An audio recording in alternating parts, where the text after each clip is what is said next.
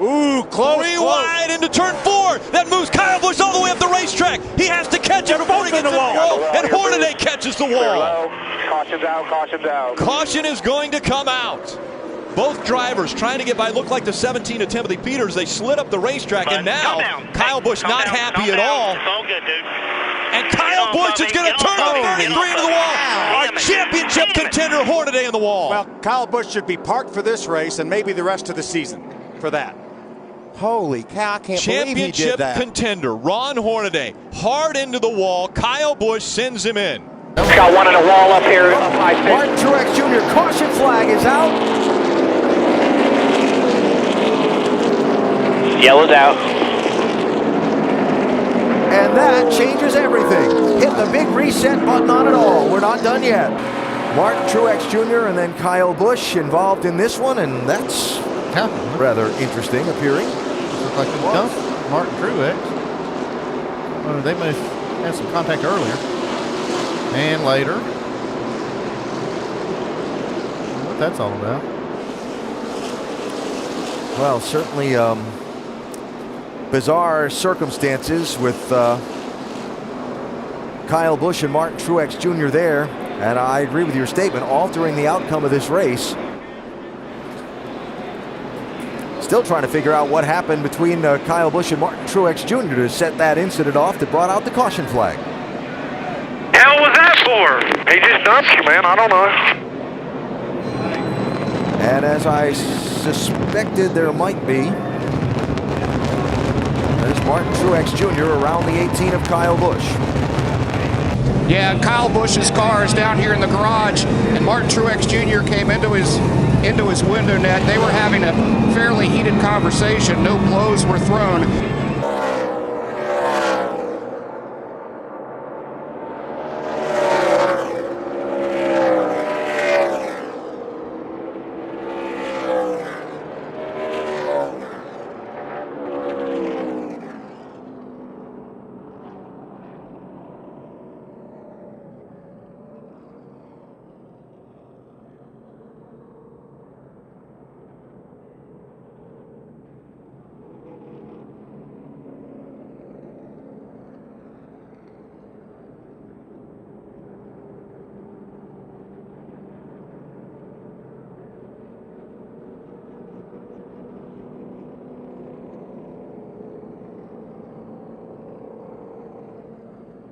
Aggressive goes around. That's right, Martin Truex Jr. spins. There's a lot of contact on turn 7. Like the two got into the back of the 78. Martin Truex is not happy about it. There was also contact further back with Allmendinger.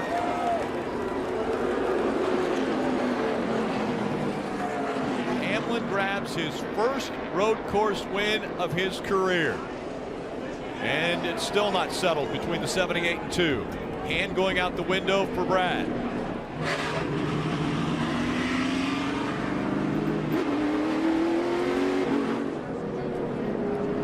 And let's listen in what Brad had to say. I think he was going to come up in front of me. Sorry, Martin. I rough up the 11. I wanted to be outside to make a crossover, see if I couldn't get both. And at the last minute, he came back up when I was already committed. That's my fault. Luckily, with the way this chase is, I know he probably won't hear it. Doesn't hurt you too bad, but all in all, just another one of those Watkins Glen crazy days. Oh, he said it was his fault. I said I knew that. Simple as that. Oh, and we've got issues. Ty Dillon, Regan Smith.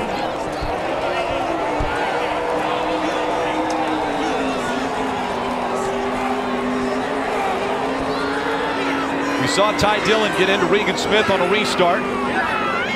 The discussion hasn't gone well.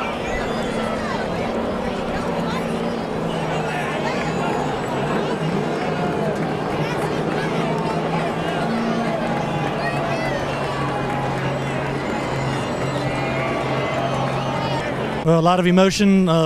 Your thoughts the last lap and after the race?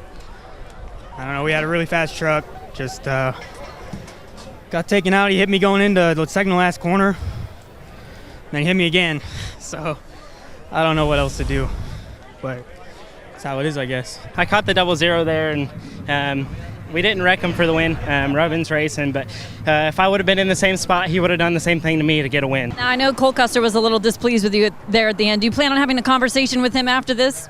No, we'll just kind of see where it goes. If we have a conversation, we will. If not, we won't. Oh, turn 2. Ryan Newman tried, and he finally dumped David Gilliland. Newman had hit him about 3 times before, and that was the charm out of turn 2. But look who paid as big a price as Ryan Newman in the 39. I'm not sure this fight's over with.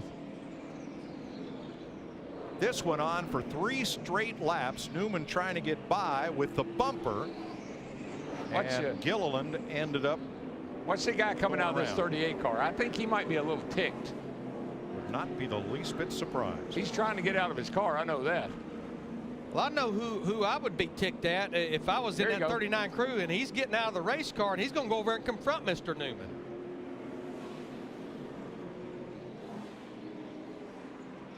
Three just dumped me. Exactly the reason why I'm leaving RCR, because you got those kids coming up and they got no respect for what they do in this sport, and they've had everything fed to them with a spoon. So I cut him slack all day, and you know, he just dive bombs me in there, dumps me. So just got to thank all these Anderson Syrup guys for everything that they do. It's a shame you got to get taken out by some rich kid like that.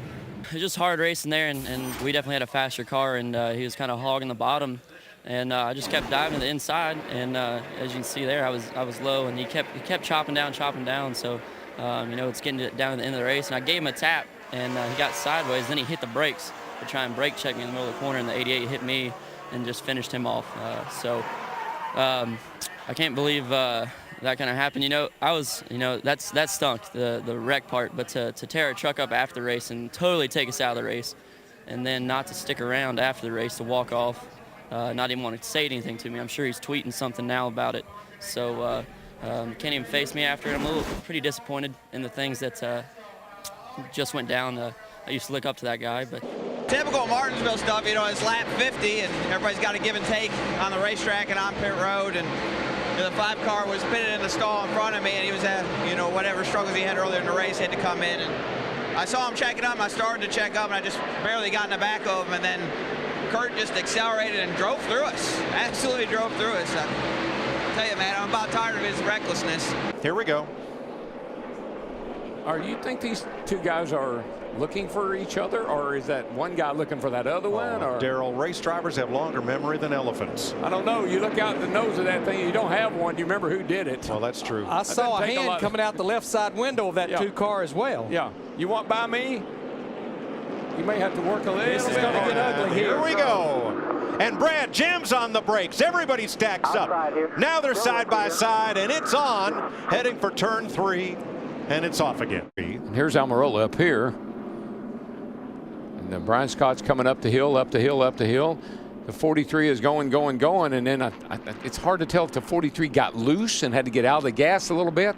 Well, but something happened. We have an onboard view. Let's see what happened. That shows Scott didn't make a rookie mistake. Almirola's problem. That. What happened? That's the first chance I got to see the replay. It's pretty obvious what happened. The 33 was obviously a dart without feathers and come across the racetrack and run right into me. So it's a shame for our farmland team. Our Ford Fusion was getting a lot better. We didn't start off the race like we wanted to, but we had certainly gotten it a lot better. And man, he just come from all the way at the bottom of the racetrack and run into me. It's just frustrating. You know, he's not even racing this series for points. He's out there having fun because his daddy gets to pay for it, and he wrecks us. You know, it's frustrating. Disagreement here between Austin Dillon and Denny Hamlin, it looks like. We can't totally. Uh-oh, here we go. Denny Hamlin and the 3 team.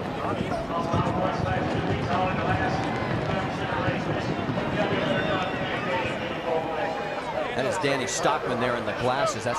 He's the crew chief for Austin Dillon. There's Ty Dillon in the mix as well, Austin's brother. And Jamie's right there, so let's find out what's this all about. Well, Denny, you had some choice words there. Where exactly did that start? What happened? Well, he's got to give room. That's why he always gets wrecked at Bristol and a couple other racetracks. First of all, he got his ride because of his name. Second of all, you got to take advantage of the opportunity. If he's points racing, you can't crowd a guy that's running, I'm on the bottom, I'm all the way to the apron.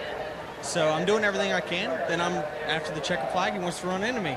So I run him into the fence. So Danny says, look, he ain't got to fix it. Well, maybe he needs to take his little ass over there and fix his race cars if he wants to keep wrecking. So he needs to learn a lesson. All right, there's Denny's side of the story.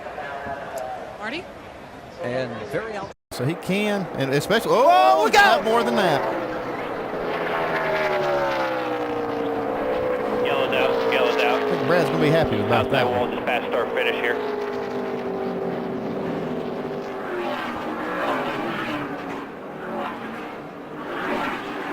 Race for second place. See if you can get a crank up rolling. And two teams Now I've got no competing power for the Owners' installed. Championship. One of them's in the battery. wall.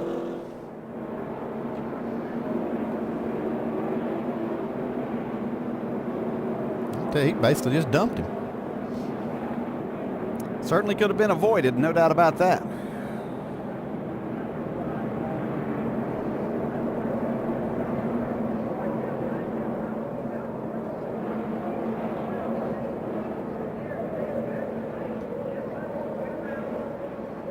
They had a great race going on, but look.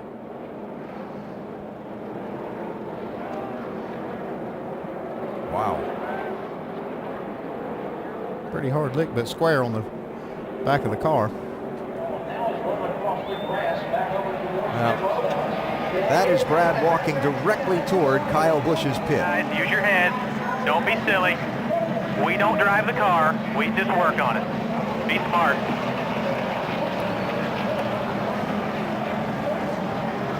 Hornish's car, all torn up. Finished 12th. See, Danica's got damage. More damage than what she sustained in that previous caution. See what happened to them here. While we were watching the race for the win, this happened. Whoops. Looks like Sam ran Danica out of room.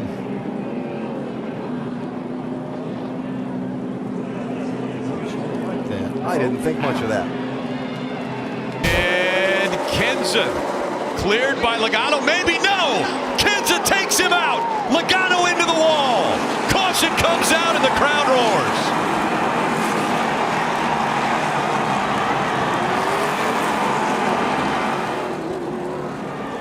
Helmets coming off of the crew members of the 20. And we have to remind you why this is happening. Joey, stay in the car. A couple races ago at Kansas, Matt Kenseth was leading. Joey Logano running second.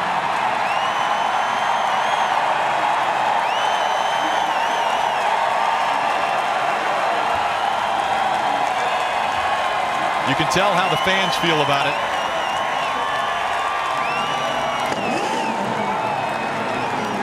The red flag is out as they will have to clean the track up. Couple.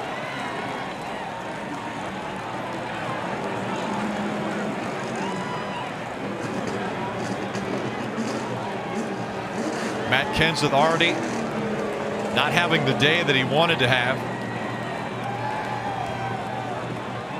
And the opportunity presented himself. Danica Patrick, Landon Castle tangled up. Castle going for a slide. Okay, we did not hit anything. Did not hit anything.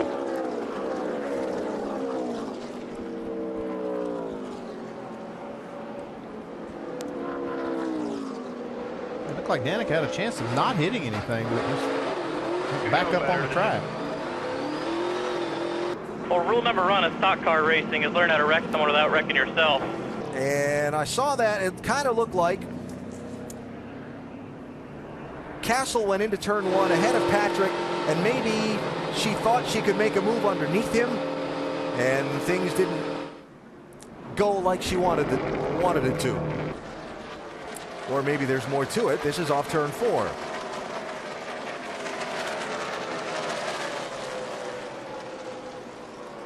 Like he gets clear there.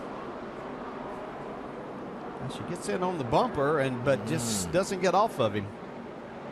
Right there is where you're talking, and you just turn it left and lock it down. And she had a chance to not go up hit that wall if she. Oh, and look at this. Things heating up down here on the front straightaway. Ross Chastain being told not so happy with the way you drove. Ryan Reed ended up in the wall in turns 3 and 4 on that last lap. Yeah, the Ford just drove into us into one.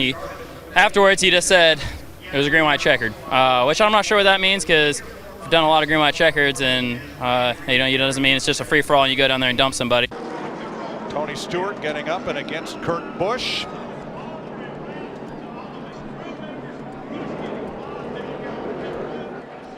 A lot of emotion here, a lot of temper, a lot of emotion. Oh, yeah. A lot of aggression. This is typical Richmond. Yep. This little deal here, it's not over. Opinions expressed out on the racetrack carried over here in the garage. And Kurt, your conversation between yourself and Tony Stewart, what took place? We'll get to that in a minute. I mean, for us, this was a solid run with our Furniture Row car. Much news. Somebody was going to get in somebody's way, and you see Jimmy Johnson, who qualified back there in 17th, going to have a little conversation with Darrell Wallace Jr. But guys, I just don't see how anybody can be mad at anybody. They're the ones that waited. Yeah, right. And I promise you, this is not the only conversation happening. Here we see it. See the 43, then the 48. The 34 is back there. The 10 was involved in this too. There was just a train of cars. Vince? With Jimmy Johnson, and certainly frustrated. What was the conversation there with Bubba? It's just circumstantial. I mean, we let the track sit green for 6 minutes and then tried to cram 24 cars out there in 4 minutes. I thought he managed a good gap off of pit road, and then I was just trying to find out from him what happened. He had a good gap in front of him, and then he checked up for whatever reason, and then I was on him and ran in his wake around here. So I was just trying to understand the circumstances. So frustrating on a couple different notes, but we're much better than where we qualified at 17th or whatever it is, and we'll just go to work tomorrow